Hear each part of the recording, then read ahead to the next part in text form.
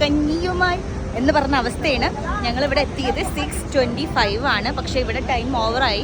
ഇവിടെ 6:30 വരെയാണ് ഈ ഒരു ബോട്ട് റൈഡ് ഉള്ളത്. സോ എനിക്ക് ഭാഗ്യമില്ല. അതെ ഗൈസ്, ഇതാണ് സ്വിറ്റ്സർലാൻഡിലെ റെയിൻ വാട്ടർഫോൾ. യൂറോപ്പിൽ തന്നെ അറിയപ്പെടുന്ന വലിയൊരു വാട്ടർഫോൾ ആണ് റെയിൻ വാട്ടർഫോൾ. ഇവിടുത്തെ ടിക്കറ്റ് ഒരാൾക്ക് വരുന്നത് 5 സ്വിസ് ഫ്രാങ്ക് ആണ് കേട്ടോ. ഞങ്ങൾ പോയിട്ടുണ്ടായിരുന്നത് വൈകുന്നേരം ആയതുകൊണ്ട് തന്നെ നമുക്ക് ഇവിടുത്തെ ബോട്ട് സർവീസ് മിസ് ആയിട്ടുണ്ടായിരുന്നു.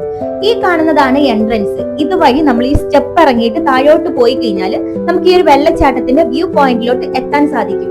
ഇനി നടക്കാൻ ബുദ്ധിമുട്ടുള്ളവർക്കാണെന്നുണ്ടെങ്കിൽ ഇവിടെ ലിഫ്റ്റ് യൂസ് ചെയ്യാവുന്നതാണ്. അപ്പൊ നിങ്ങൾ ഈ കാണുന്നതാണ് റെയിൻ വാട്ടർഫോൾസിന്റെ വ്യൂ പോയിന്റ്.